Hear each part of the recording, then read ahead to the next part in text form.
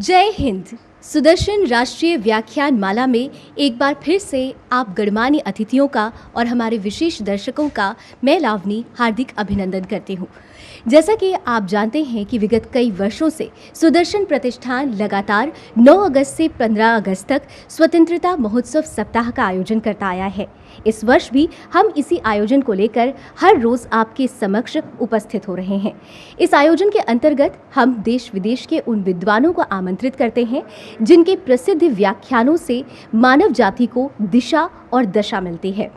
खासतौर से अगर बात करना चाहूँ इस आयोजन के बारे में तो इसका संरक्षण और सानिध्य प्राप्त होता है सुदर्शन प्रतिष्ठान के मुखिया श्री सुरेश चौहाड़के जी के उनसे, और हम बहुत ज़्यादा आभारी हैं उनके, जिन्होंने राष्ट्रवाद को समझते हुए राष्ट्रवाद की अवधारणा को एक चैनल के माध्यम से सामने रखा है।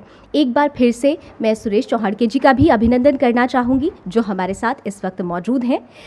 आज खास तौर से हमारे बीच में एक ऐसे अतिथि उपस्थित हैं जिनके लिए अगर मैं कहूं कि वो एक राष्ट्रीय चिंतक हैं, राष्ट्रवादी चिंतक हैं, प्रख्यात साहित्यकार हैं और विशेष समाज शास्त्री भी हैं। डॉक्टर बजरंग लाल गुप्ता जी, उनका बहुत और हार्दिक अभिनंदन। हम समस्त सुदर्शन परिवार की ओर से उनका हार्दिक अभिनंदन करते हैं और सर्वप्रथम मैं अनुरोध करती हूँ श्री सुरेश चौहाड़के जी से कि वो उनका अभिनंदन करें, उन्हें पुष्प अर्पित करके उनका स्वागत करें।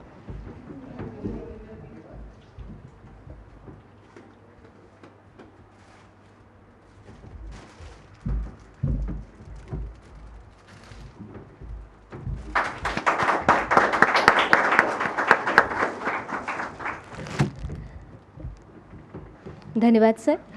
और डॉक्टर बजरंग लाल गुप्ता जी के लिए क्या कहा जाए, शब्द शायद कम पड़ जाएंगे, क्योंकि सुमंगल की अवधारणा को जिन्होंने सही शब्दों में, सही अर्थों में समझा है वो डॉक्टर बजरंग लाल गुप्ता जी ही हैं और उन्होंने ही उस अवधारणा को समाज के समक्ष रखा है।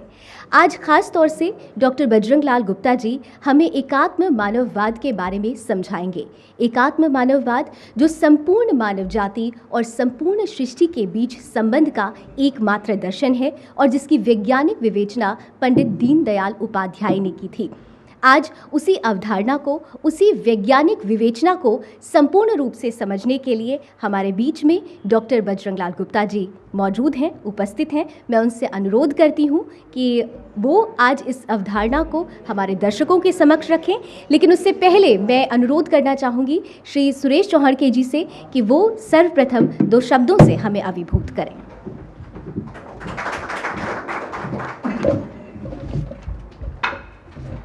माननीय बजरंग लाल जी एवं उपस्थित सर्व श्रोता, इस कार्यक्रम को बड़ी संख्या में देश विदेश में लाइव देख रहे सारे श्रोता, हमने पिछले कई सालों से एक प्रक्रिया शुरू की है कि जो हमारा आज़ादी का त्यौहार है, जश्न है, महोत्सव है, उसको केवल एक दिन क्यों मनाएं। सामान्यतः देश भर में 15 अगस्त को ही हम एक त्यौहार मनाते हैं, लेकिन इस देश के आज़ादी में इतने ज़्यादा लोगों का सहभाग है, समर्पण है, त्याग है, बलिदान है कि उनको याद करने के लिए एक दिन पर्याप्त नहीं है।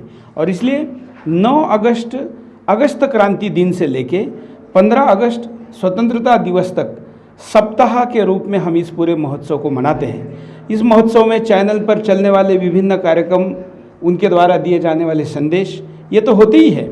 साथ में एक और कार्यक्रम हमने शुरू किया जो पहले बहुत बड़े पैमाने पर होता था लेकिन अब लुप्त सा हो गया है, वो है व्याख्यान माला। हिंदुस्तान की आज़ादी में या हिंदुस्तान के वैचारिक परिवर्तन में बहुत बड़े पैमाने पर शास्त्रार्थ करना या व्याख्यान माला जैसे कार्यक्रमों का आयोजन करने का चलन रहा है, लेकिन अब धीरे धीरे इसकी संख्या, धीरे धीरे इसके आयोजनों का प्रमाण कम हुआ है। लेकिन हमने पिछले 3 साल से ये प्रयास शुरू किया और विशेष बात यह है कि इस साल इस व्याख्यान माला को दर्शकों की तरफ से सबसे ज़्यादा रिस्पांस मिला है।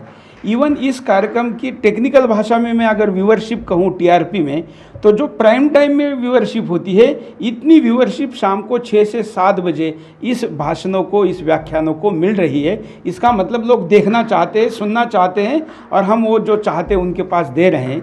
और इसलिए हम देश के जाने माने व्यक्तियों को आपके सामने लाते हैं। आज इसी कड़ी में राष्ट्रीय स्वयंसेवक संघ के उत्तर भारत के संघ चालक माननीय श्री बजरंगलाल गुप्ता जी हमारे बीच है। हम उनका स्वागत करते हैं और उनको मार्गदर्शन के लिए निमंत्रित करते हैं।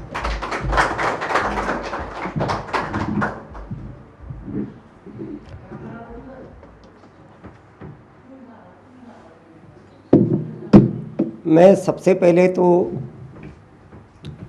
सुदर्शन टीवी और विशेष रूप से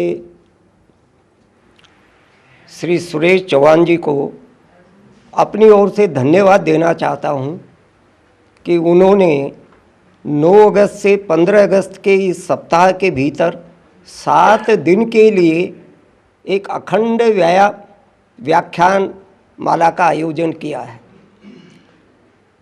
आज देश में संवाद नहीं हो रहा है, विमर्श नहीं हो रहा है, महत्व की बातों पर विमर्श नहीं हो रहा है, और विमर्श के लिए उन्होंने जो समय का चयन किया है वो स्वतंत्रता दिवस को केंद्र में मानकर किया है।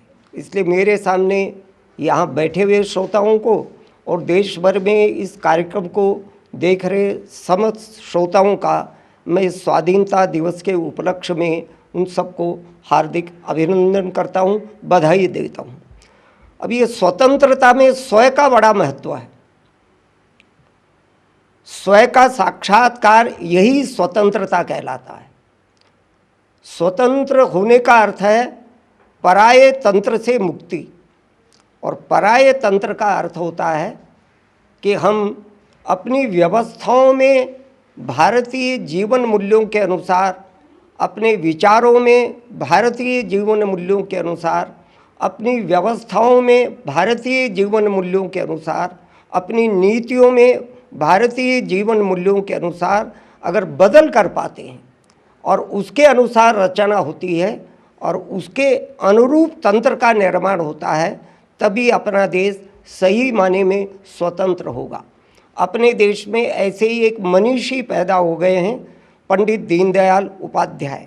वे भारतीय जीवन मूल्यों के इसी परंपरा के महामनीषी थे। वस्तुतः वे राष्ट्रीय स्वयंसेवक संघ के प्रचारक थे, बाद में जाकर भारतीय जनसंघ के संगठन महामंत्री और अंत में उसके अध्यक्ष बने। पर बहुत विचारक थे, चिंतक थे। कुछ वर्षों के बाद में उनको ध्यान में आया, जिस मंशा से, जिस आकांक्षा से इस देश ने स्वतंत्रता हासिल की थी, वह मंशा, वह आकांक्षा पूरा नहीं हो पा रही है। अभी भी देश के वैचारिक जगत में, अकादमिक जगत में, नीति निर्माण के जगत में और राजनीतिक क्षेत्र में शासन करने वालों के मन मस्तिष्क में पश्चिम का चिंतन, पश्चिम का विचार ही प्रभावित है। तो पश्चिम को ही हम स्वतंत्रता मिलने के बाद में भी ढोते चले जा रहे हैं। उनके मन में इसकी गहरी पीड़ा थी, और इसलिए 22, 23, 24, 25 अप्रैल 1965 को 4 दिन उनके मुंबई में व्याख्यान हुए। उन व्याख्यानों का सम्मिलित नाम ही एकात्म मानववाद पड़ा। कालांतर में जाकर उसी को एकात्म मानव दर्शन कहा जाने लगा। नया विचार है और एक हिसाब से भारतीय चिंतन का विचार होने के कारण से अपनी परंपरा का पुराना विचार भी है। दीनदयाल जी ने हमारे सामने रखा कि कुल मिलाकर भारत की समस्याओं का समाधान नकल से निकलेगा या भारतीय चिंतन में से निकलेगा। तो उनको ध्यान में आया कि दुनिया भर में जिस प्रकार की प्रणालियाँ चल रही है, चाहे वो पूंजीवाद की प्रणाली चल रही है, चाहे साम्यवाद की प्रणाली चल रही है, और उसके आधार पर जितनी भी प्रकार की नीतियाँ बन रही है, वो तो एकाकी है, वो तो खंडित दृष्टिकोण के आधार पर बनाई गई नीतियाँ और चिंतन है। वे तो भोगवादी है, भौतिकतावादी है, जड़वादी है। मनुष्य का और समाज की समस्याओं का उन्होंने संकलित, सामूहिक, समग्र, एकात्म विचार ही नहीं किया है। और इसलिए दीनदयाल जी ने कहा, भारत को अपना भवितव्य फिर से जगत गुरु वाला और सोने की चिड़िया वाला यानी सब प्रकार से समृद्ध सुखी ऐसे भारत का निर्माण करना है तो भारत को भारतीय दृष्टि से ही समझना पड़ेगा और उसी के हिसाब से अपने देश की नीतियों का निर्माण किया जाना चाहिए। और इस संबंध में बोलते समय वो आयुर्वेद का एक श्लोक बोला करते थे, यद देशस्य यो जंतु तदेस्य तस्य औषधम। जिस देश में जो औषधि पैदा होती है उस देश की बीमारियों का इलाज उसी औषधियों में से निकलता है। कभी रविंद्रनाथ टैगोर ने कहा था, भारत के सवालों का जवाब भारत की मनीषा को ही देना पड़ेगा। उसी को लेकर के दीनदयाल जी आगे बढ़े और उन्होंने इस एकात्म मानववाद का विचार हमारे सामने रखा। मुख्य रूप से क्या बातें कही दीनदयाल जी ने? पहली बात तो कही, हमारी विश्व दृष्टि कैसा रहना चाहिए, वर्ल्ड व्यू क्या हो, इस सृष्टि को समाज को देखने का हमारा नज़रिया क्या रहना चाहिए। तो अभी तक जिस नज़रिया से देश को समाज को सृष्टि को समझा जाता था पश्चिम के विद्वानों के द्वारा, वो एक मैकेनिस्टिक वर्ल्ड व्यू है, वो यांत्रिक विश्व दृष्टि है। इस संपूर्ण सृष्टि को एक मशीन मान करके वो व्यवहार करते हैं। मशीन तो जड़ होती है, कल पुर्जे से बनी होती है। एक कल पुर्जा खराब हो गया उसको निकाल कर बाहर कर देते हैं, दूसरा कल पुर्जा उसमें डाल देते हैं। कोई ममत्व नहीं है, कोई संवेदना नहीं है।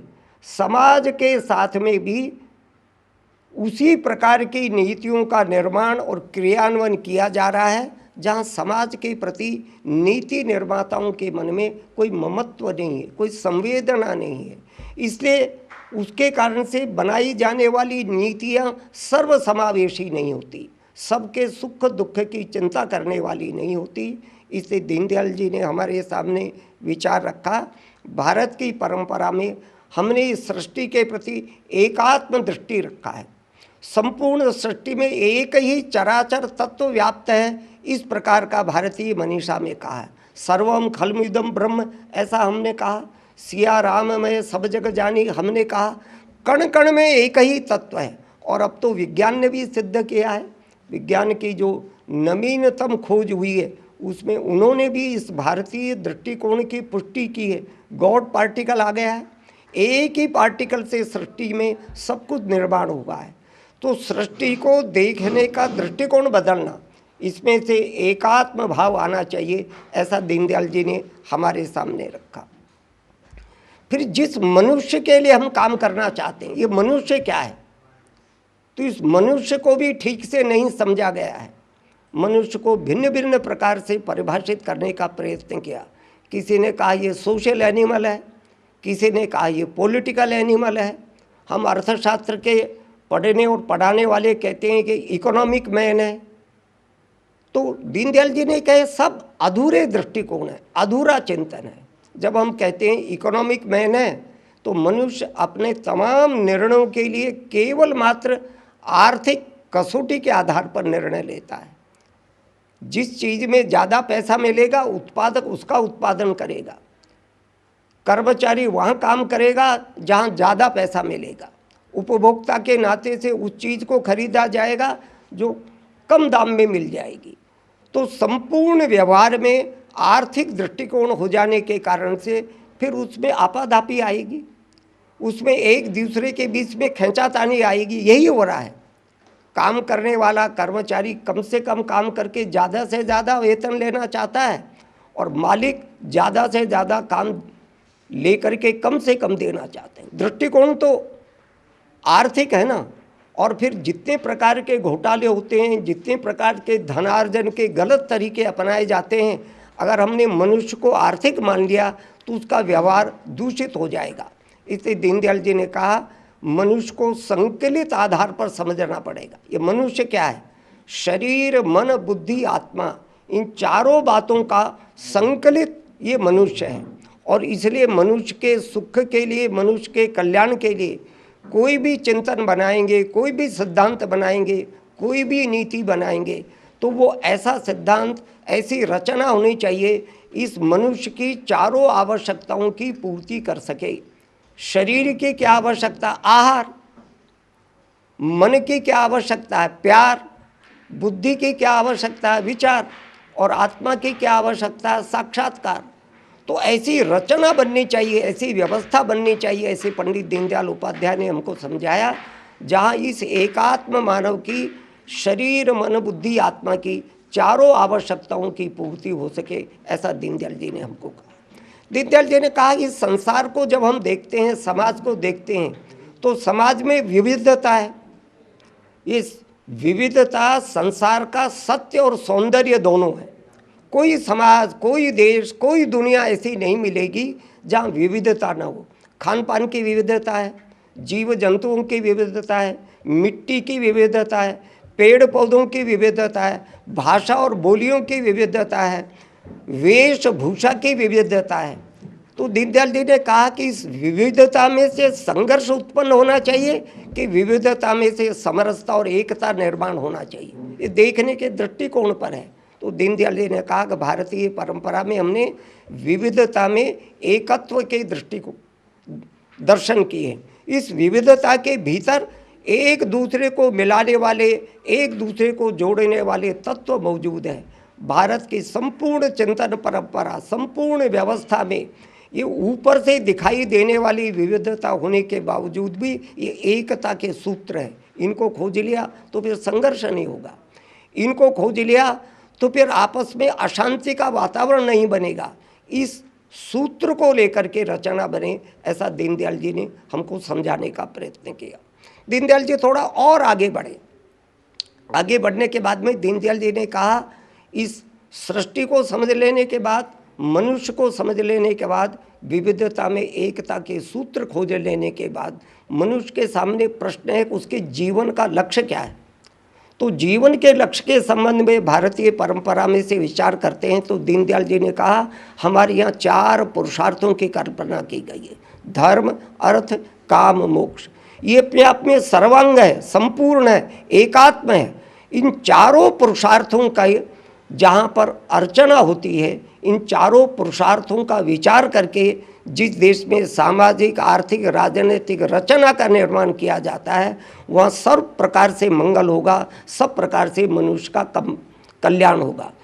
जिसमें केवल अर्थ का ही उपासना की, केवल काम का ही विचार किया, धर्म का विचार नहीं किया, तो मर्यादा विहीन अर्थ और काम समाज में अनेक तरह के अपराधों का कारण बनेगा, अनेक तरह के आर्थिक दुरावस्था का कारण बनेगा।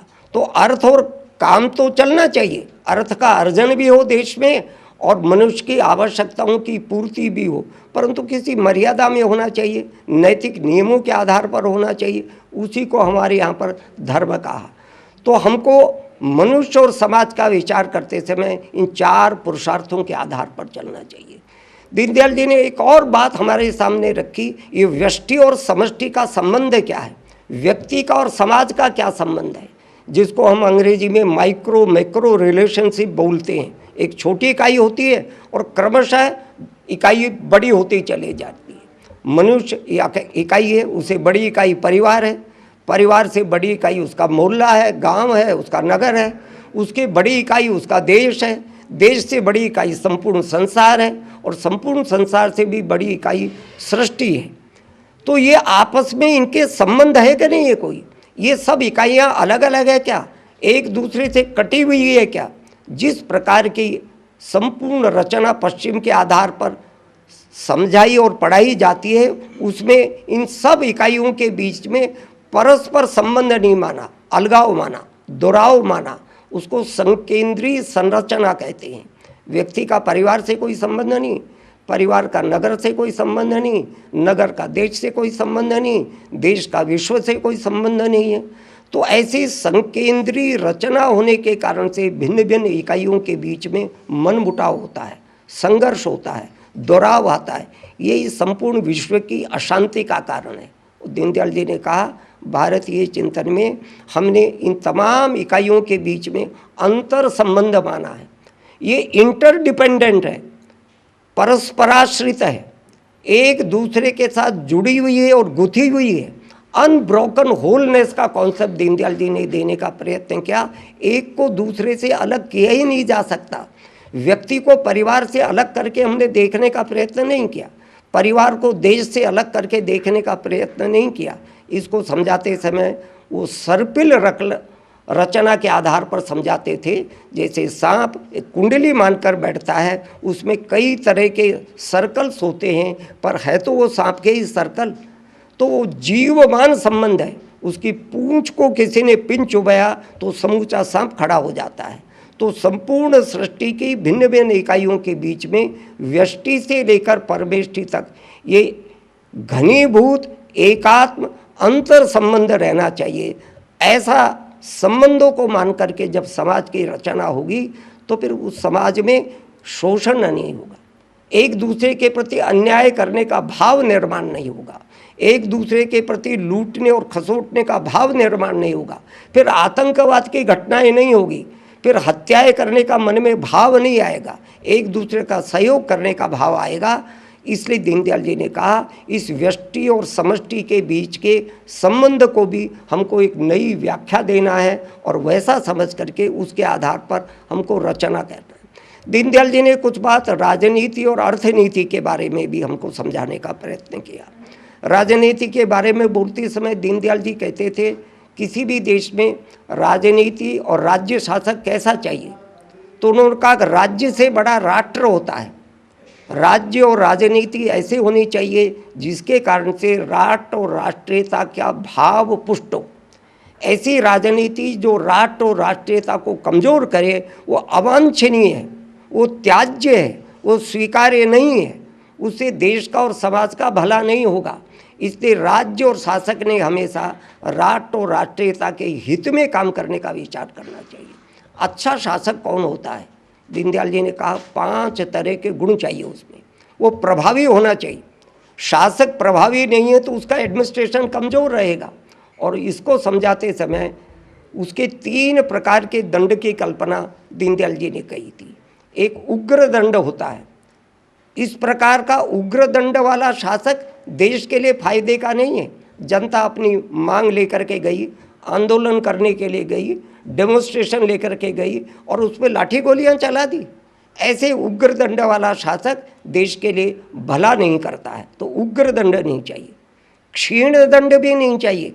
कमज़ोर इतना है उसका प्रशासन, कोई उसकी बात मानता ही नहीं है। आतंकवाद की घटनाएं होती है, घुसपैठिए अपने देश की सीमाओं में घुस जाते हैं और स्टेटमेंट आया रेड अलर्ट कर दिया है और अगले ही दिन फिर घुसपैठिए घुस गए। तो आपके दंड में कोई वजन ही नहीं है, उसकी इफेक्टिविटी ही नहीं है। क्षीण दंड भी नहीं चाहिए। तो दीनदयाल जी ने कहा कैसा दंड चाहिए? तो मृदु दंड चाहिए। जैसे घर में माता पिता अपने बच्चे को गलत रास्ते पर जब चलता है तो जिस भाव से आत्मीयता से दंड देते हैं, पर दंड ऐसा देते हैं जिसके कारण से वो गलत रास्ते से वापस आकर के सही रास्ते पर चल सके। तो शासक भी पिता के समान होता है, इसलिए जनता के साथ व्यवहार करते समय मृदु दंड से व्यवहार करे। फिर शासक प्रामाणिक चाहिए, ईमानदार चाहिए ना। आजकल घोटालों का ज़माना है सारा। तो दीनदयाल जी कहते थे अच्छा शासक कौन है? प्रामाणिक होना चाहिए, पारदर्शी होना चाहिए, ट्रांसपेरेंट होना चाहिए, कोई लुका छिपा नहीं होनी चाहिए। ये मेरा पर्सनल मैटर है, ऐसा शासक को, राजनीतिज्ञ को नहीं कहना चाहिए। खुली किताब की तरह होना चाहिए उसका जीवन व्यवहार, उसका आचरण। तो पारदर्शी होना चाहिए। फिर दीनदयाल जी कहते थे वो रिस्पॉन्सिबल और रिस्पॉन्सिव होना चाहिए, उत्तरदायी भी होना चाहिए और जवाबदेही भी होना चाहिए। कोई भी घटना घटती है अपने शासन में, उसकी जिम्मेवारी दूसरे पर टालने वाला नहीं चाहिए, जिम्मेवारी का वहन करने वाला चाहिए। और समाज जीवन में घटने वाली घटनाओं में से कोई भी अपनी प्रजा का कोई भी व्यक्ति उनसे सवाल पूछता है तो जवाब देने की उसकी जिम्मेवारी बनती है, ऐसा जवाब देना चाहिए। ऐसी 5 बातों को लेकर के देश में अगर शासन चलेगा तो शासन अत्यंत उपयोगी और कल्याणकारक शासक होगा। वो लोक लाज से चलेगा। दीनदयाल जी कहते थे लोक मन और लोक इच्छा को पूरा करने वाला चलेगा वो सारा का सारा। तो ऐसा शासन चलता है। पर कब आएगा? ऐसा लोकतंत्र सफल कैसे हो सकता है और कब हो सकता है? दीनदयाल जी कहते थे हम अपने देश में लोकतंत्र को अच्छा लोकतंत्र बनाना चाहते हैं तो उसके लिए पार्टी अच्छी होनी चाहिए, दल अच्छा होना चाहिए। दल खराब है तो उसके माध्यम से लोकतंत्र पुष्ट नहीं होगा। पर दल तो अच्छा है, उम्मीदवार खराब है तो भी नहीं चलेगा। तो दल भी अच्छा चाहिए, उम्मीदवार कैंडिडेट भी अच्छा चाहिए। और उससे भी ज़्यादा तीसरी बात बड़ी महत्व की कहते थे, मतदाता अच्छा चाहिए। कास्ट और बिरादरी के आधार पर मत देते हैं तो अच्छा लोकतंत्र कैसे आएगा?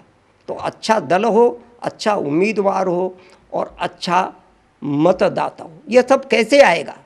तो उन्होंने उसकी पद्धति बताई थी। देश भर में, समाज जीवन में एक लोक मत परिष्कार का शिक्षण चलाना पड़ेगा, लोगों को जागरूक करना पड़ेगा, उनको समझाना पड़ेगा। आप मत देते समय क्या सोच करके मत देते हैं? आपके सामने देश का चित्र है, इश्यूज हैं, मुद्दे हैं, सिद्धांत हैं, नीतियां हैं, किसके आधार पर देते हैं? इसको कहा लोक मत का परिष्कार होना चाहिए। ऐसा अगर देश में शिक्षण का अभियान चलता है तो लोकतंत्र पुष्ट होगा। अपने देश की अर्थव्यवस्था कभी अंग्रेजों के आने से पहले सारी दुनिया में नंबर 1 की अर्थव्यवस्था थी। क्या हो गया इस देश की अर्थव्यवस्था को? आज तो 134वां 135वां नंबर है विश्व में। भारत का क्यों हो गया? दीनदयाल जी कहते थे हमारी दिशा भटक गई। हमने अपने देश की प्रकृति, प्रवृत्ति, यहाँ के सवाल, समस्याएं, संसाधन, यहाँ के कौशल, इसका विचार किए बिना विकास का रास्ता तय कर लिया। इसका विचार किए बिना हमने आर्थिक नीतियाँ बना ली। इसलिए अपने देश को अगर फिर से सोने की चिड़िया बनाना है, समृद्ध देश के नाते से दुनिया भर में खड़ा करना है, तो हमको अपनी अर्थनीति और अर्थ चिंतन में बदल लाना पड़ेगा। उसमें सबसे पहली बात और महत्व की बात उन्होंने कही, हमको स्वदेशी, स्वावलंबी, विकेंद्रित अर्थतंत्र ये देश में बनाना पड़ेगा। विदेशी अर्थतंत्र के सहारे देश का भविष्य उज्जवल नहीं होगा। अब दुनिया के दूसरे देशों की नकल करके और उनके टेक्नोलॉजी और उनके निवेश के आधार पर ही देश को चलाएंगे तो देश नंबर 1 का देश नहीं बनेगा। इसलिए कहते थे हमको अपने ही ज़्यादा से ज़्यादा संसाधनों पर, चाहे प्राकृतिक संसाधन होंगे, चाहे मानवीय संसाधन होंगे, चाहे मिनरल रिसोर्सेज होंगे, चाहे हमारे देश के लोगों का कौशल होगा, उसका अधिकाधिक प्रयोग करके ज़्यादा से ज़्यादा हम स्वदेशी के आधार पर अपने देश को खड़ा करेंगे। ऐसा खड़ा करेंगे तो स्वावलंबन आएगा, उसमें से परावलंबन नहीं आएगा। और हमको केंद्रीकृत अर्थव्यवस्था नहीं चाहिए। केवल बड़े बड़े कल कारखानों के द्वारा देश के तमाम लोगों को रोजगार मिल जाएगा, संभावना ही गलत है। उसमें तो इनजस्टिस आएगा, असमानता आएगी, विषमता आएगी। 1947 से लेकर के आज तक की त्रासदी ये है, अपने देश में अमीर अधिक अमीर होता गया, गरीब अधिक गरीब होता रहा। अभी हाल ही में सोशियो इकोनॉमिक सर्वे जो प्रकाशित हुआ है 2011 की जनगणना के अनुसार, उसने जो रिजल्ट दिया है, निष्कर्ष दिया है, चौंकाने वाले हैं। अपने देश के शहरी क्षेत्र के सर्वोच्च 10% परिवार और निम्नतम 10% परिवारों के बीच आय का अंतर 5 लाख गुना है। तो देश में क्या आएगा? आपाधापी आएगी, लॉ एंड ऑर्डर की समस्या खड़ी होगी, विषमता बढ़ती चली जा रही है। तो विषमता को अगर दूर करना है तो विकेंद्रित अर्थतंत्र अपनाना पड़ेगा। ऐसा दीनदयाल जी ने हमको समझाया। दीनदयाल जी ने एक नए तरह का कॉन्सेप्ट दिया, उसको कहा उन्होंने अर्थायाम। उन्होंने कहा कि देश में न अर्थ का अभाव रहना चाहिए, न अर्थ का प्रभाव रहना चाहिए। दोनों ही चीज़ें देश को और समाज को नुकसान करती। अर्थ का अभाव है, दरिद्रता है, बिलो पॉवर्टी लाइन है, कुपोषण के शिकार है। 5 करोड़ बच्चे कुपोषण के शिकार है। अभी भी भरपेट खाना नहीं मिलता। सरकार के आंकड़ों के अनुसार 30% लोग गरीबी की रेखा के नीचे हैं। असल में तो 45% लोग गरीबी की रेखा के नीचे। तो ऐसा देश, ऐसे समाज, वो तो स्वाभिमान के साथ में खड़ा नहीं हो सकता है। इसलिए हमको ऐसा अर्थ का अभाव वाला समाज नहीं चाहिए। अर्थ का अभाव होने के कारण से मनुष्य के मन में कुंठा आती है। कहा न बुभुक्षितम किम न करोति पापम, क्षीणा नरः निष्करुणा भवन्ति। भूखा आदमी क्या पाप नहीं करता? भूखा है ना, पेट में रोटी नहीं मिली तो फिर वो किसी भी प्रकार की एक्टिविटी में लग सकता है। और जब भूखे के कारण से मनुष्य की शरीर क्षीण हो जाता है, कमज़ोर हो जाता है, तो उसके मन में फिर कोई करुणा नहीं होती, निष्करुणा वाला आदमी हो जाता है। इसलिए अर्थ का अभाव नहीं चाहिए, पर अर्थ का प्रभाव भी नहीं चाहिए। अर्थ का प्रभाव हो गया तो अय्याशी आएगी, विलासता आएगी, लग्जूरियस लाइफ हो जाएगी, कंज्यूमरिज्म बढ़ जाएगा, उसके कारण से भी पापाचार बढ़ेगा। अनाचार बढ़ेगा, उसके कारण से भी छीना झपटी ज़्यादा होगी। जिसके पास परचेजिंग पावर होगा वो तो सामान खरीद लेगा, और जिसके पास परचेजिंग पावर नहीं होगा उसको कुछ मिल नहीं पाएगा। तो अर्थ का प्रभाव भी नहीं चाहिए, तो क्या चाहिए? तो उनका अर्थायाम चाहिए। जैसे हम लोग आजकल अपने शरीर को स्वस्थ रखने के लिए प्राणायाम करते हैं ना रोज। प्राणायाम क्या है? श्वास लेना और श्वास छोड़ना, इसकी संतुलित और सम्यक क्रिया का नाम प्राणायाम है। श्वास लेना और छोड़ना ये भी कला का विषय है। कोई कहे कि साहब मैंने तो श्वास ले लिया, मैंने मर्जी नहीं छोड़ूं, तो नहीं छोड़ागा तो तुम रहोगे क्या? लेने के बाद छोड़ना ही पड़ेगा। कितने अंतराल के बाद छोड़ना, कैसे लेना और कैसे छोड़ना, इस कला को सिखाने का नाम प्राणायाम है। तो ऐसे ही अर्थ किसी भी देश में और समाज में कितनी मात्रा में होना चाहिए, उसको बैलेंस करना, उसका सम्यक विचार करना, संतुलित विचार करना, उसको दीनदयाल जी ने अर्थायाम कहा। और ये सम्यक विचार का क्या मतलब है? तो उन्होंने कहा 3 बातों के बीच संतुलन बैठना चाहिए। अर्थ का उत्पादन, अर्थ का वितरण और अर्थ का उपभोग, इन तीनों के बीच संतुलन, इसको उन्होंने कहा अर्थायाम है। उत्पादन करना पड़ेगा ना देश में, उत्पादन नहीं करेंगे तो भुखमरी आएगी। पर उत्पादन करते समय आप पर्यावरण का और प्रकृति का ख्याल रखेंगे कि नहीं रखेंगे? वर्तमान में जो उत्पादन की पद्धति और प्रक्रिया चल गई है उससे प्रकृति का और पर्यावरण का ख्याल नहीं रखिए। पर्यावरण ह्रास हो रहा है, प्रदूषण आ रहा है, ग्लोबल वार्मिंग हो रही है, क्लाइमेटिक चेंज का प्रश्न खड़ा हो गया। ये सारा ये प्रकृति की मर्यादा को भूलकर उत्पादन कर रहे हैं। इसे दीनदयाल जी ने कहा हम जिस उत्पादन प्रणाली का विकास अपने देश में करेंगे वो पर्यावरण प्रेमी उत्पादन प्रक्रिया होगी। और फिर दीनदयाल जी ने कहा उत्पादन तो किया पर स्टोरेज कर लिया, गोदामों में भर दिया और बाजार में आर्टिफिशियल स्केरसिटी खड़ी कर दी, तो दाम बढ़ेगा ना। जैसे प्याज के बढ़ रहे हैं दिल्ली में आजकल। किसी भी चीज़ की आर्टिफिशियल स्केरसिटी अगर संग्रह करके रख लिया गया उत्पादन को, तो फिर लोगों के पास नहीं पहुंचेगा। इसलिए न्यायपूर्ण वितरण होना चाहिए, वितरण की योग्य व्यवस्था बनाई जानी चाहिए, ऐसा दीनदयाल जी ने कहा। और तीसरा कहा उत्पादन भी हुआ, वितरण भी हुआ, परंतु उपभोग जिसको जरूरत है उसको नहीं मिला। उपभोग में किसी ने अपनी आवश्यकता से ज़्यादा उपभोग कर लिया और किसी को अपनी न्यूनतम ज़रूरतों को पूरा करने लायक भी नहीं मिला, तो समाज में वहाँ पर भी संकट आ जाएगा। और इसलिए दीनदयाल जी ने हमको समझाया कि सीमित, संयमित, सदाचारी उपभोग शैली और जीवन शैली यही एक अच्छी अर्थव्यवस्था का लक्षण होता है। अब दुनिया में अमेरिका में संकट खड़ा हुआ पीछे, अभी यूरोप में ग्रीस में संकट खड़ा हो गया, स्पेन में संकट खड़ा हो गया, पुर्तगाल में खड़ा हो गया, इटली में खड़ा हो गया। कारण क्या है? कंज्यूमरिज्म के कारण से खड़ा हो गया। वो सीमित, संयमित, सदाचारी रेस्ट्रेंड कंजम्पशन पैटर्न को भूल गए। खूब खाओ, खूब कंजम्पशन करो, इसी पर अर्थव्यवस्था चली है। अपने पास नहीं है तो ऋण लेकर के उपभोग करो। इसी के कारण से तमाम अर्थव्यवस्था यूरोप की चौपट हो गई है। बार बार उनको राहत पैकेज देना पड़ रहा है। इसलिए दीनदयाल जी ने कहा भारतीय अर्थव्यवस्था का जो हम निर्माण करेंगे उस निर्माण में हम इन तीनों के बीच संतुलन बनाकर चलेंगे। खेती हमारे देश का प्राण है और खेती का प्राण है सिंचाई की व्यवस्था। इसलिए उन्होंने अदेव मात्रिका कृषि दी। मानसून पर निर्भर रह करके खेती की पैदावार नहीं बढ़ सकती। अदेव मात्रिका यानी केवल देव पर निर्भर नहीं रहना, सिंचाई की व्यवस्था करना, छोटी छोटी सिंचाई की व्यवस्था करना।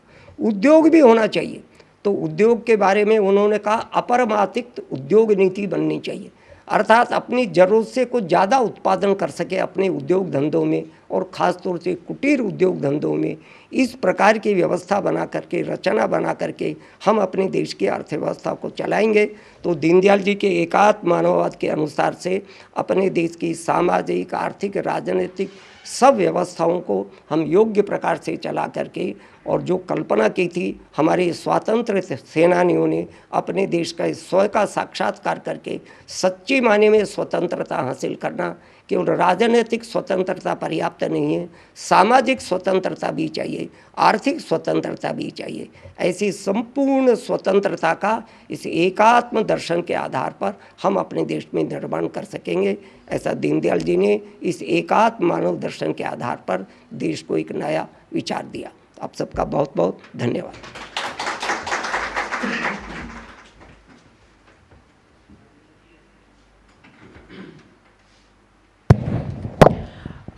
कोई प्रश्न है तो पूछ सकते हैं।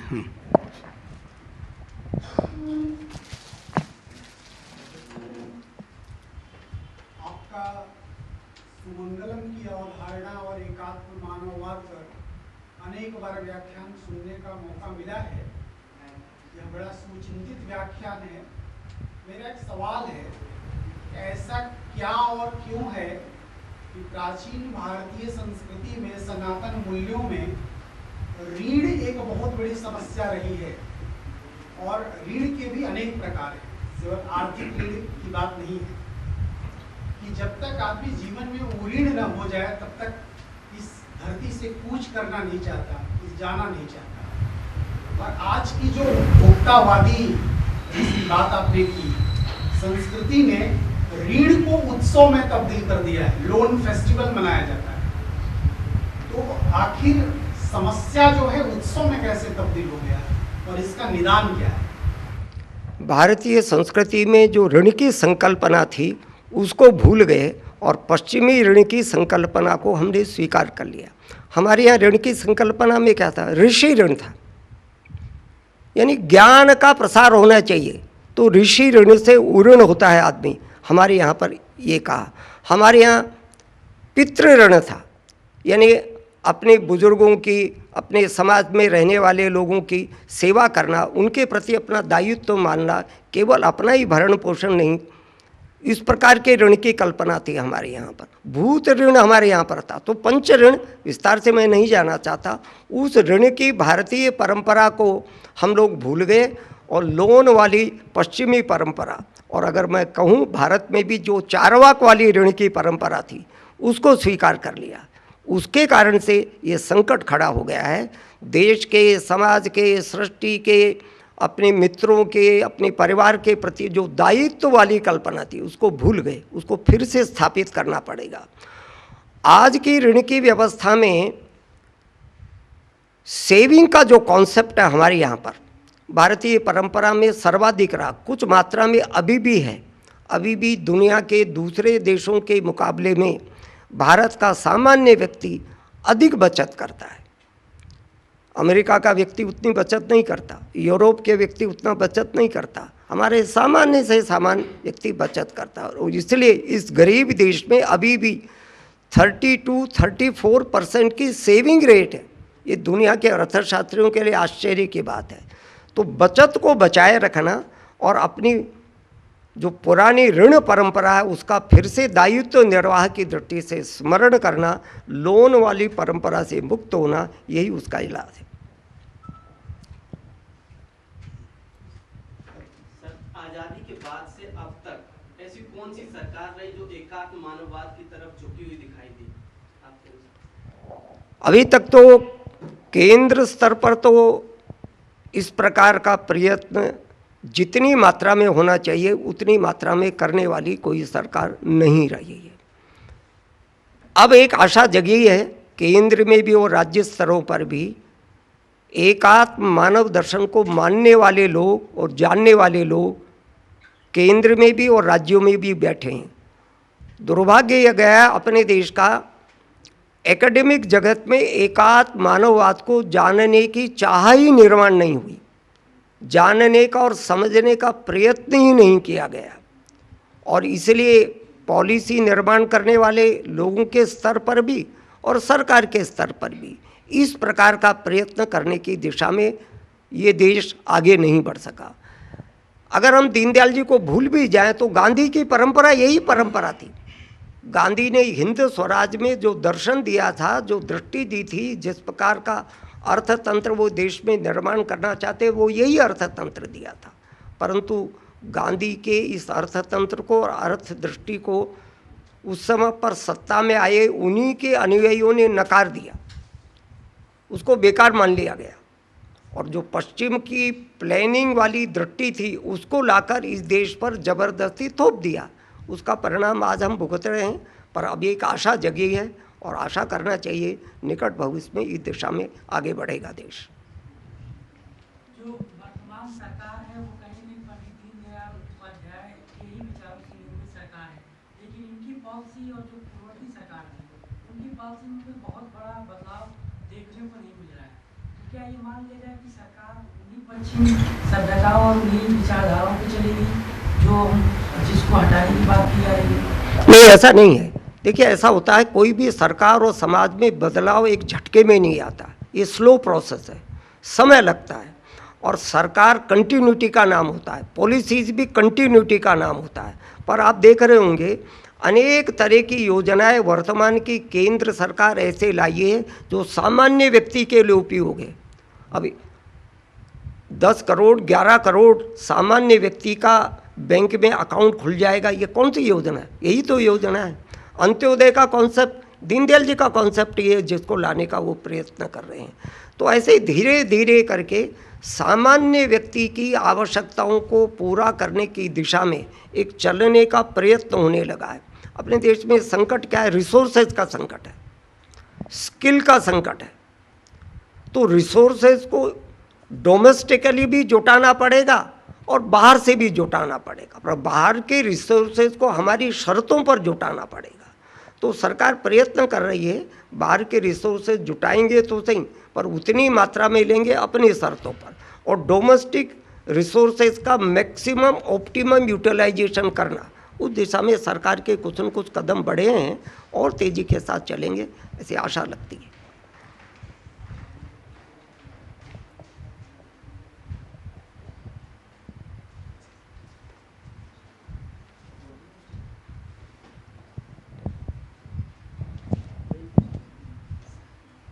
अंत में मैं 5-7 मिनट कहूँगा।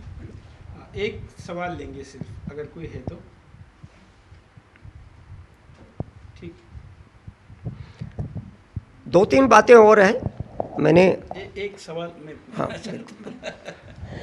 मेरा सवाल ये है कि सरकारें करे ना करे या जब भी करें, क्या इस एकात्म मानववाद दर्शन में हम समाज क्या करे या समूह क्या करे, कंपनियां क्या करे, ये भी थोड़ा बताएं। भारत में संपूर्ण भारतीय अर्थव्यवस्था सरकार पर न्यूनतम आश्रित रही है।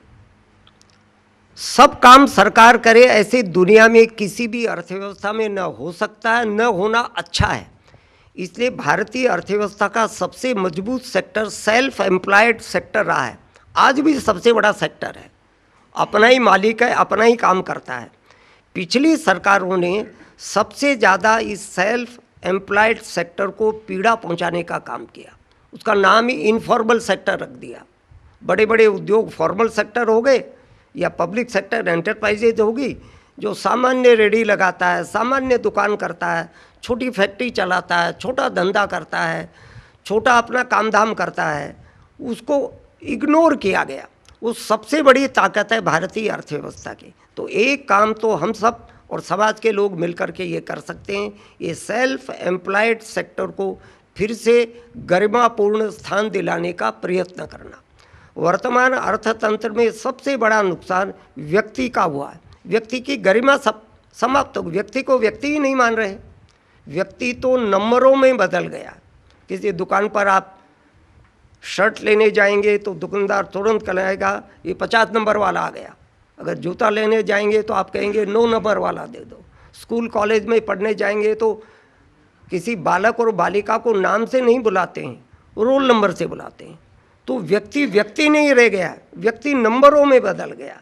तो दीनदयाल जी ये कहते थे किसी भी सामाजिक आर्थिक राजनीतिक तंत्र में व्यक्ति का गरिमापूर्ण स्थान रहना चाहिए।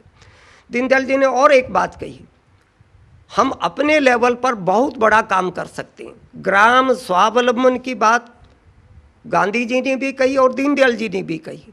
दीनदयाल जी ने ग्राम स्वावलंबन से थोड़ा आगे बढ़कर के जनपद स्वावलंबन की बात कही। उसी को मैं आजकल ग्राम संकुल स्वावलंबन कह रहा हूँ। 8-10 गांव मिलकर के वहाँ जो नेचुरल रिसोर्सेज अवेलेबल है, एग्रीकल्चर में जो प्रोड्यूस हो रहा है, उसकी प्रोसेसिंग वहीं क्यों नहीं हो सकती? उसको बड़ी कंपनियों में ले जाने की ज़रूरत क्या है? टमाटर खेत में पैदा होता है गांव में, पर वो चला जाता है शहर में और टमाटर का सूप और सॉस बन करके फिर से गांव में आता है। तो उल्टा हो रहा है ना, वेस्टेज ऑफ रिसोर्सेज हो रहा है ना।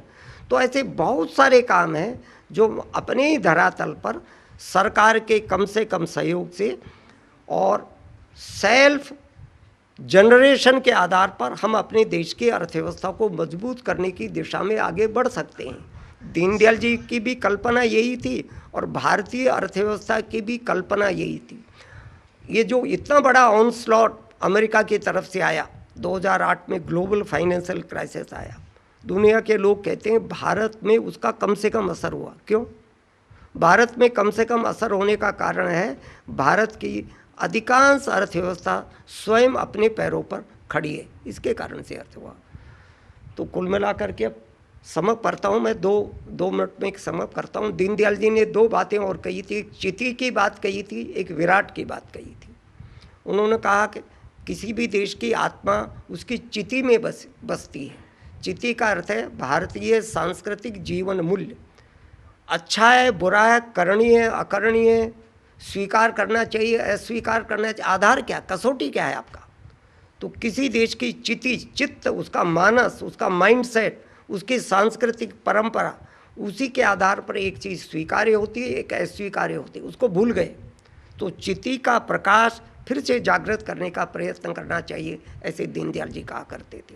और किसी भी चीज़ को एग्जीक्यूशन के धरातल पर क्रियान्वयन लाना है तो फिर संगठित शक्ति के ताकत पर होगा।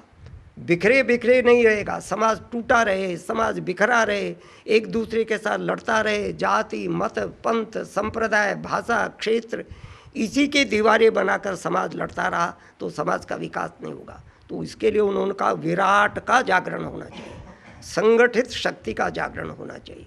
जो चिति के प्रकाश में विराट का जागरण होना चाहिए।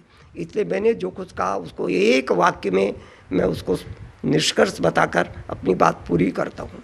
दीनदयाल जी के संपूर्ण इस एकात्म मानववाद का सार ये है, अतीत का गौरव। अतीत का मन में गौरव होना चाहिए हमको। हमारा अतीत अत्यंत गौरवास्पद है। अतीत का गौरव, वर्तमान का यथार्थवादी आकलन, आज की रियलिटी क्या उसको समझे, और भविष्य की महत्वाकांक्षा लेकर चिति के प्रकाश में विराट का जागरण कर भारत का नव संकल्प करने की दिशा में आगे बढ़े। ये दीनदयाल जी का एकात्म मानव का संदेश है। आशा है आप और हम सब मिलकर के इस संदेश की दिशा में कृत संकल्प होंगे। मैं तो सवालों का जवाब देने में ही बहुत ज़्यादा इंटरेस्ट रखता हूँ। ग्रामीण के बारे में जैसे आपने बोला है, मैं ग्रामीण में ज़्यादातर काम करता हूँ। तो ग्रामीण में चाहे पश्चिम में ले लो, चाहे पूर्वांचल में ले लो, जितने गांव गरीबी से है, जो जिले हैं, जिले भी बता रहा हूँ मैं आपको, वहाँ पैदावार तो बहुत ज़्यादा हो जाती है, लेकिन जो किसानों को मिलना चाहिए वो उसको नहीं मिल पाता है, और उसका आरती जो होते हैं वहाँ पर वो उसका फायदा होते जाते हैं, जिसकी वजह से कभी बाढ़ आ जाता है तो उनके पास इतना नहीं होता है कि वो उस फसल को फिर दोबारा ऋण लेके करना पड़ता है, उनके पास एक्स्ट्रा पैसा नहीं होता है। बताता हूँ, 3-4 काम करना पड़ेगा ग्राम। आजकल हम गाँव में ही काम कर बैठे, गाँव में ही काम कर रहे हैं आजकल हम लोग इसी दिशा में। पहली बात, किसान को उसकी प्रोड्यूस का लाभकारी मूल्य मिलना चाहिए। हो क्या रहा है, किसान को सब्सिडी पर ज़्यादा जिंदा रखने की आदत लगा दी हम सब लोगों ने। लंबा नहीं चल सकता। उसकी उपज का लाभकारी मूल्य उसको मिल जाए तो सस्टेन कर जाएगा। केवल किसान ऐसा है जो खुद पैदा करता है पर अपनी पैदावार का मूल्य खुद तय नहीं करता, कोई दूसरा तय करता है। छोटा से छोटा उद्योग चलाने वाला भी जो सामान वो बनाता है उसकी प्राइस कौन तय करता है? वो तय करता है। केवल किसान ऐसा है, पैदा वो करेगा, मूल्य उसका आड़तित है। इसमें बदल आना चाहिए, ये पहली बात है। दूसरी बात यह है कि बहुत सारा जो एग्रीकल्चर प्रोड्यूस होता है वहाँ पर, तो एग्रो बेस्ड छोटे छोटे उद्योग गांव में ही लगने चाहिए। जो मैंने कहा ना, प्रोसेसिंग इंडस्ट्री नहीं है ना, हम सामान को ले जा रहे हैं और प्रोसेस शहर में हो रहा है और फिर लौट करके फिनिश प्रोडक्ट के रूप में गांव में आ रहा है। इसलिए प्रोसेसिंग इंडस्ट्री गांव में ही लगे, ये दूसरा काम करना पड़ेगा। तीसरे, अभी हम एक ट्राइबल एरिया में गए थे, वहाँ ट्राइबल एरिया में बहुत सारे बहुत ही बहुमूल्य प्रोड्यूस होता है, पर उसका संकलन कैसे करना चाहिए उसकी पद्धति भूल गए, इसलिए वेस्टेज होता है। तो किसी भी प्रोड्यूस का संकलन कैसा करना, उसकी ग्रेडिंग कैसा करना, उसकी ग्रेडिंग करके मार्केटिंग कैसे करना, ये बात भी गांव के स्तर पर हमको किसानों के छोटे छोटे कोऑपरेटिव सोसाइटी बनाकर, समूह बनाकर, संकुल बना करके वहाँ करना पड़ेगा। और चौथी बात करना पड़ेगा, गांव का जो पुराना शिल्प है, पुराना कौशल है, पुराना स्किल है, वो अद्भुत है, उसको रिवाइव करना पड़ेगा। उसको नेग्लेक्ट कर दिया। गांव में आज भी बहुत अच्छे मिस्त्री बैठे हुए हैं, बहुत अच्छे, कोई पढ़े लिखे नहीं है। पढ़े लिखे को हम स्किल वाला मानते हैं और बगैर पढ़े लिखे को स्किल वाला मानते ही नहीं हैं। तो ये जो ट्रेडिशनल स्किल का नॉलेज है हिंदुस्तान के ग्रामीण इलाके में, उसको फिर से रिवाइव करना पड़ेगा। नई जानकारी के आधार पर उसका थोड़ा सा विकास करना और उस स्किल का प्रयोग गांव में ही उसकी इनकम जनरेशन के लिए करेंगे तो फिर कुल मिलाकर गांव की इस त्रासदी को दूर करने की दिशा में हम आगे बढ़ेंगे। मैं मंच पर माननीय दुर्गा प्रसाद मुखर्जी, जिनको हम दादा कहते हैं, उनको बुला रहा हूँ। हम एक छोटा सा कार्यक्रम यहाँ पर और करेंगे। मैं दादाजी का परिचय देता हूँ। माननीय दुर्गा प्रसाद मुखर्जी मूलतः बंगाल के हैं और पिछले 30 सालों से ना, हाँ 18 सालों से नोएडा में रह रहे हैं।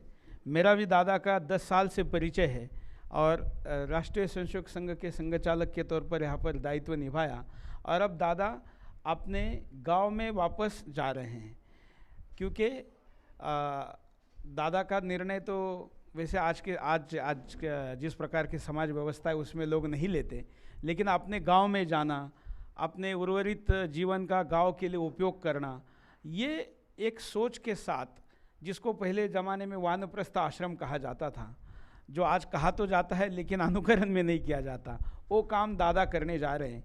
हम सुदर्शन परिवार के तरफ से माननीय बजरंग लाल जी की उपस्थिति में उनके आगे के मिशन के लिए उनको शुभकामना देने का कार्यक्रम यहाँ पर करना चाहते हैं और उसके लिए मैं माननीय बजरंग लाल जी को प्रार्थना करूँगा कि दादाजी को शुभकामनाएं दें।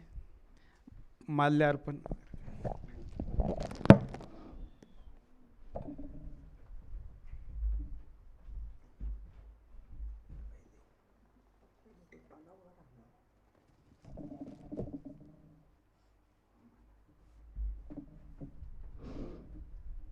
जी ने मुझे भाग्य दिया है। आपने सिखाया, हमारा मंच माइक से दूर है। यहाँ तो बहुत बहुत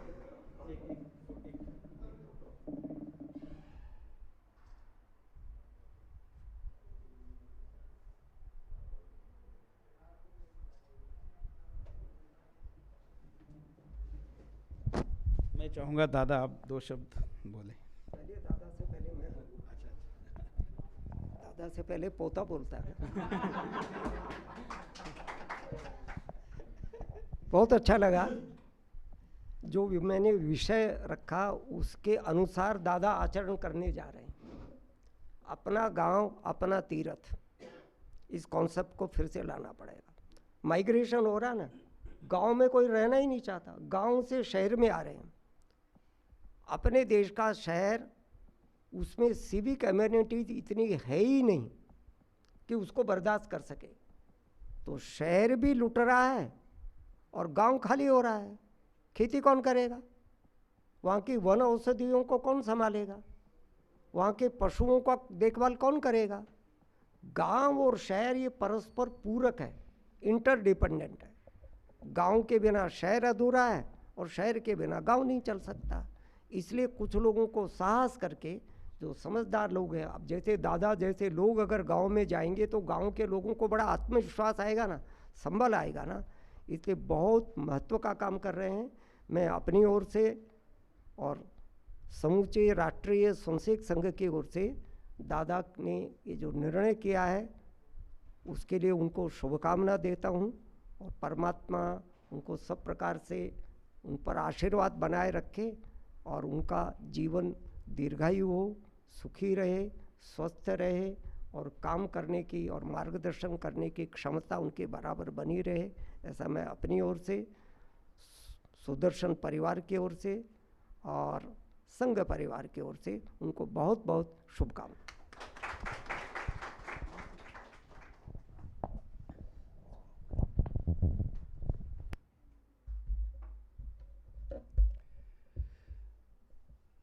मुझे समझ में नहीं आता कि मैं क्या बोलूं।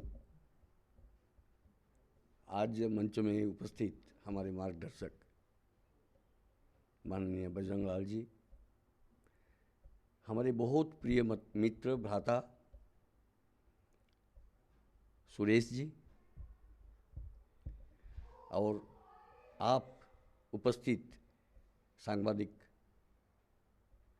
भ्राताएं बहनें,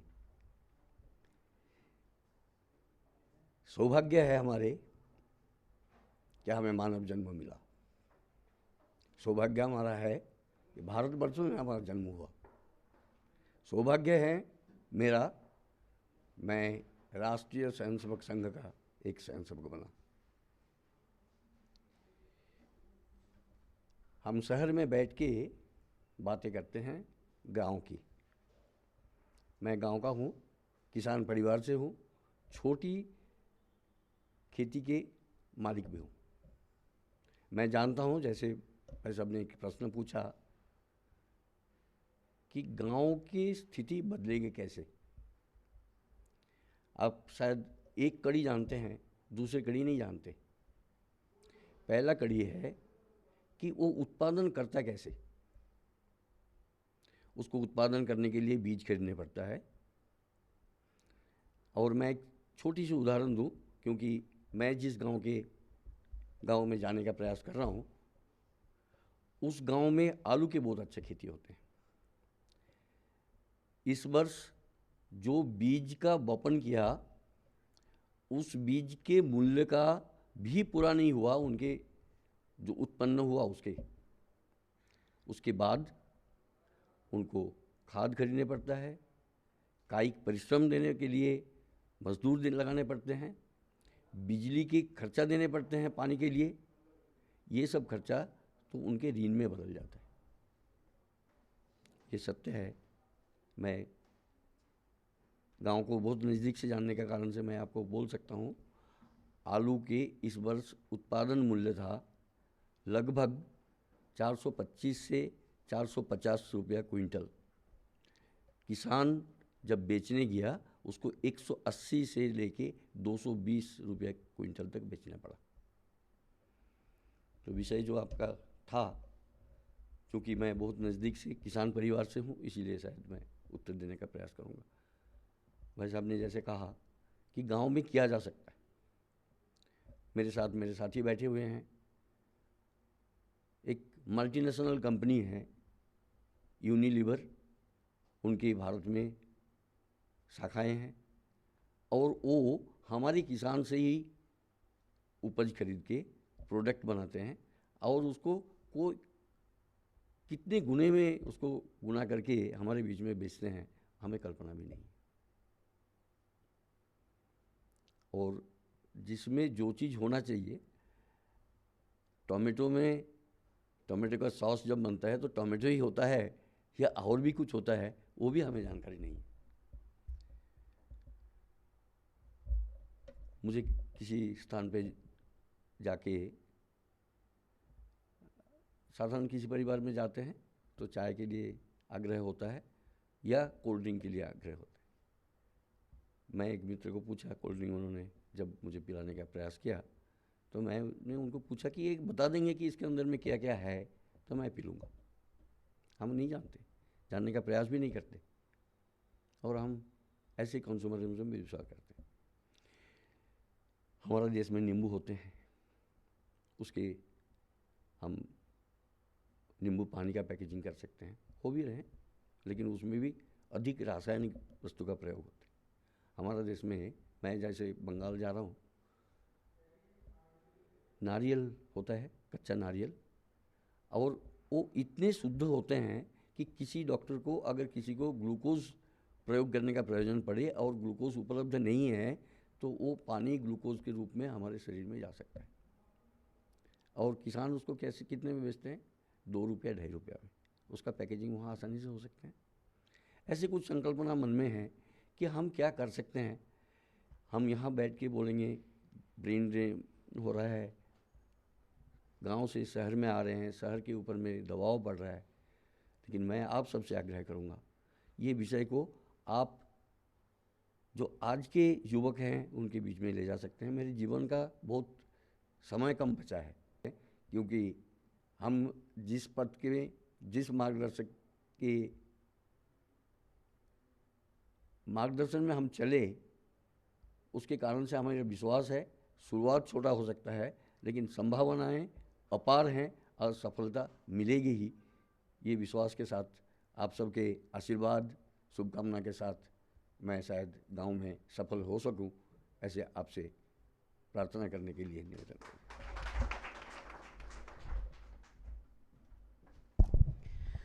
दादा के इस प्रयास का प्रेरणा से हिंदुस्तान के लोग ऐसा काम करें, इसके लिए पिछले कुछ समय पहले से हम एक कार्यक्रम को डिज़ाइन कर रहे हैं और शायद उसका पहला एपिसोड दादा पे ही बन जाए। हमने एक कार्यक्रम प्लान किया है, उसका नाम है मेरा गांव मेरा देश। दुनिया में आप कहीं पर भी रहो, लेकिन आप किसी ना किसी गांव से बिलोंग करते हैं और ऐसे गांव वाले भी ऐसे व्यक्ति के बारे में जानते हैं या ऐसे व्यक्ति भी आपके अपने गांव भले नहीं गए हो लेकिन जानते हैं। उन दोनों को जोड़ने का कड़ी का काम हम करेंगे और साल में 52 एपिसोड, प्रति हफ्ता 1 एपिसोड, ऐसा विषय करेंगे, ये प्लान किया है। लेकिन पहले 13 एपिसोड प्लान हो जाए उसके बाद कार्यक्रम को शुरू करेंगे, ऐसा सोचा है। इस कड़ी में वाशिंगटन डीसी में अपने एक स्वयंसेवक है सतीश मिश्रा जी, उनसे भी बात हुई है कि वो अमेरिका से रिटर्न अपने गांव जाएंगे। और इस कार्यक्रम में ये भी अपेक्षित नहीं कि सब लोग अपने गांव ही जाए, भले जहाँ है वहाँ से अपने गांव के लिए कुछ करें और गांव जो जाता है वो भी अच्छा है। इस कार्यक्रम को भी हम बढ़ावा देंगे। दादा के साथ मेरा विशेष प्रेम रहा है क्योंकि दादा ने महाराष्ट्र में भी काम किया है और मेरे से मराठी भी पहले दिन से बोल लेते थे, तो जब मैं नया नया यहाँ पर आया तो दादा से आत्मीयता बढ़ने के लिए वो भी उपयोगी रही। उनको दोबारा हम सब की तरफ से शुभकामनाएं देते हैं। आप सब लोग यहाँ पर आए इसके लिए मैं आपका आभार व्यक्त करता हूँ। जय हिंद।